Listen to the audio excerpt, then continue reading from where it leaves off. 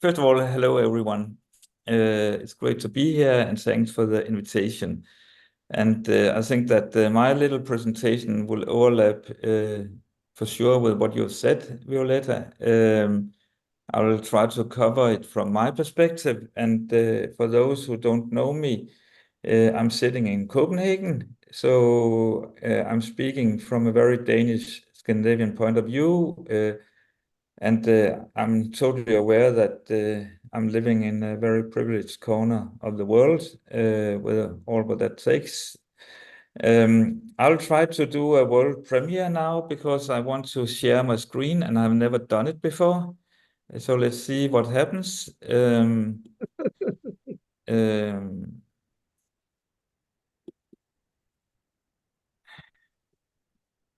let's see if it works. Just a second.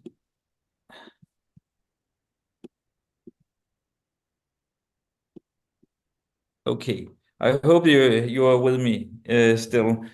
My plan for the next 10 minutes is try to just to share where I am in my life and in my thinking these days, and what I'm really struggling with, but also in a creative way, is how can we go from the old system to the new system.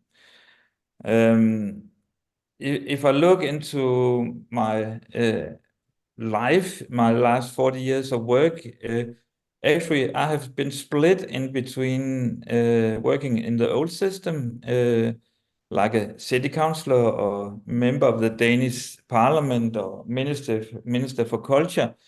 But that's only part of my work story, because I've also been getting a lot of experience working in the new system, and both as a CEO of the youth movement and organization called the Frontrunners.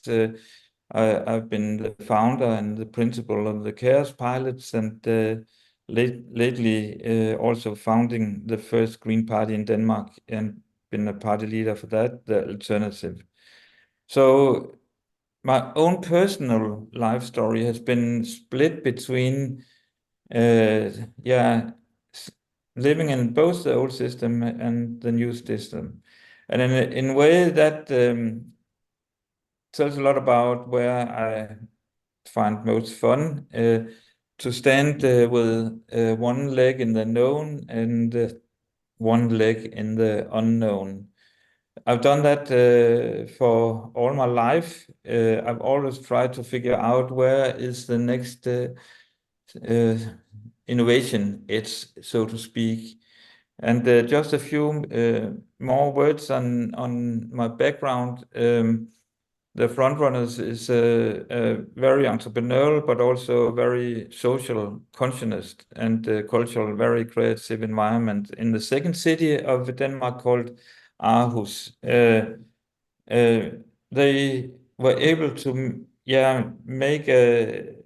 create a space in between all the other spaces where young people were able to try to see what it takes to go from idea to reality. And with that experience, after 8 years of working in the Frontrunners, we created the leadership program, the 𝗘𝗰𝗁𝘁𝗶𝗃𝗃𝗃𝗃. It's a value-based organization, educational higher education institution, and try to totally reframe our educational system, and try to figure out how can we create a learning environment that really are motivating for our students, and not only educate them through their minds, but also their hearts and their body. And for me, the next really big innovation, it was creating the Alternative, the Green Party in Denmark. So I've been getting a lot of experience working in both top-down organizations, but for sure also in what I call the fishnet organizations.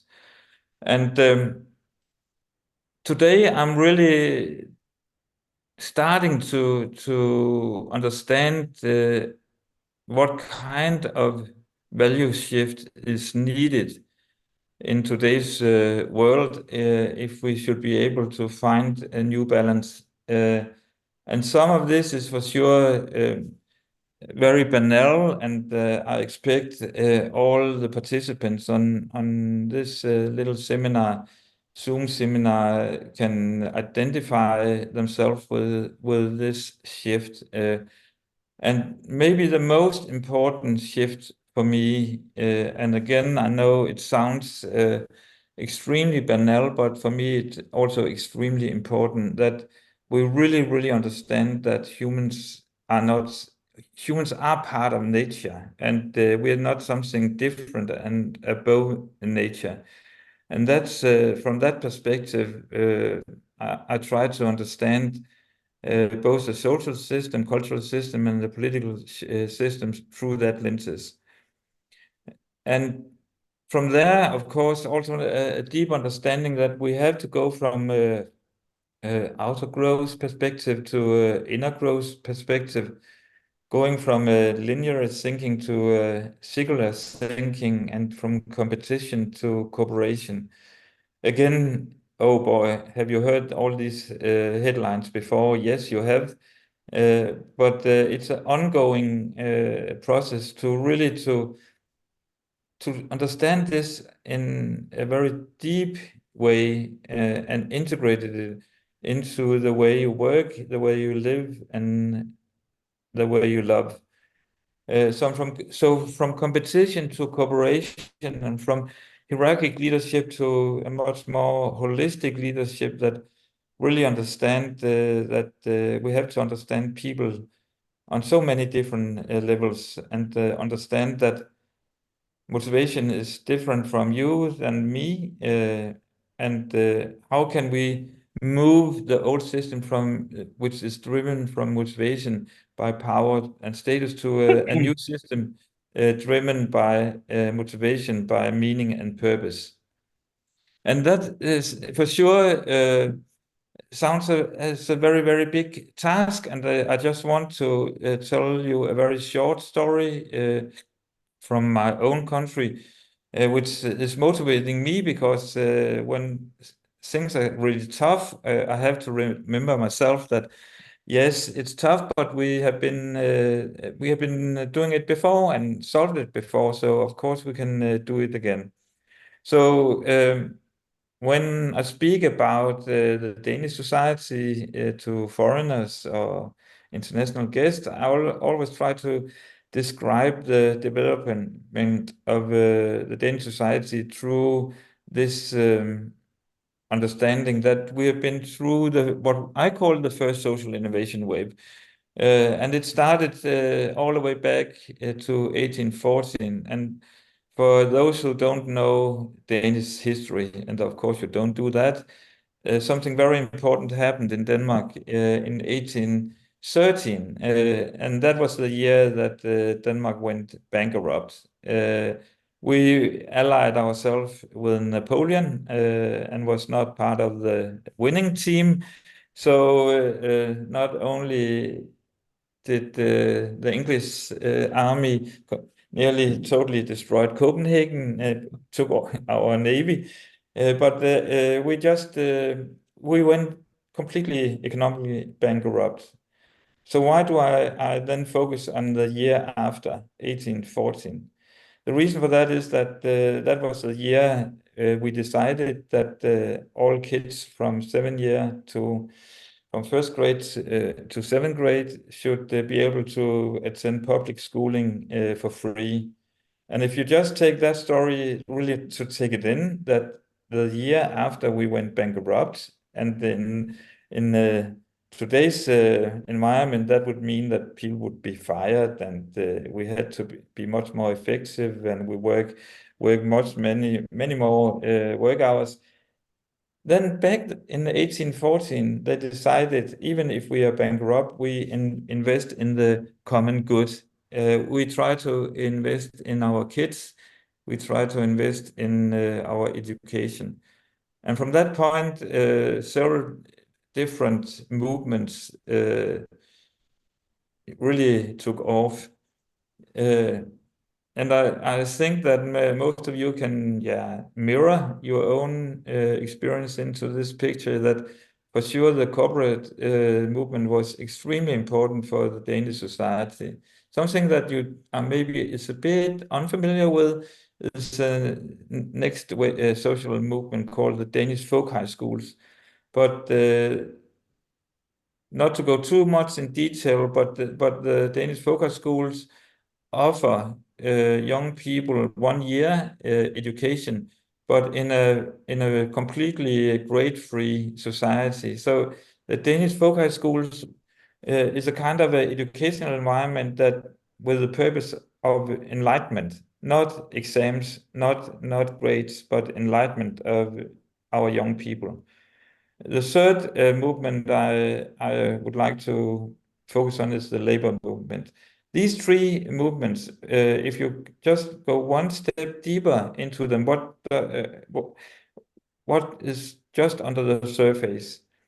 For me, the cooperative movement mirror new business models. How can we reinvent our economic system? How can we understand business in new ways? How can we understand markets in new ways? So for me, corporate movement is, new business models. The Danish folk high school movement, I would like to give them the headline cultural and democratic enlightenment. So for me, that's the core of the Danish folk high schools. That's cultural and democratic enlightenment. And the last thing, the labor movement, that covers, of course, the fight against inequality. So if we just for a second imagine that there was something, there was a DNA code in the first social innovation wave that maybe can inspire, how can we kickstart the next? And for me and my work right now is I try to create arenas here in Denmark where we try to get out of our different silos. My experience is that the human rights activists talk with human rights activists, artists talks with artists, politicians talk together with politicians, business people talk together with business people. But how can we create spaces and arenas where we talk with each other? And what would happen? Just imagine that the people who are interested and are motivated by the fight against inequality meets the new value-driven entrepreneurs that meets educators and artists. Imagine just for a second the space created and what kind of dialogues and questions can be raised. But that's for me not enough. It's great to create these open tribes. It's great to create these new arenas for new kind of discussion and decision making. But we also try to figure out how can we get out of our us and them mindset and try to develop what I here on the slide has called the fifth position. This is not my framing. It's the framing of good old friend Johan Galtung, who unfortunately just died a few weeks ago, a great Norwegian peacemaker. What he, in a way enlightened me, but also my colleagues and the students at the 𝗘𝗰𝗁𝘁𝗶𝗃𝗃 when I was a principal there, was that if there's a competition going on or a conflict goes on, then you have these 5 possibilities that either A wins and B loses, or B wins and A loses, or maybe we're able to formulate a very boring compromise that no one actually are happy about. There's of course also the possibility that both A and B loses, but what Johan Galtung again and again talked about, how can we create a position where both A and B wins? And I think that these days, when we see the level of conflicts that are heating up in nearly all corners of the planet, it's very, very, very easy to to fall in the gap and really try to create enemy pictures of the people we disagree with. Right now, both what is going on in US, and I'm really looking forward to hear our American friend what he has to share. But the way seen from a Scandinavian European position, what is happening in US these days and months up to the next election is extremely dangerous. But we also see these conflicts in Europe. We see what is happening in the Middle East right now between what is happening in Gaza, which is unbearable. And we see it many, many places in Ukraine, the war in Ukraine. We see what a potential war between China and Taiwan. So how can we try to get out of the trap and find a fifth position? That's my recommendation for our talk. So to frame it up, let's take the jump, goddammit, and try to figure out how can we each of us make a friendly revolution where we are positioned in our workplace, in our education system, wherever we work, in our local communities, among our friends, in our families, in our love relationships. So let's take the jump and make a friendly revolution.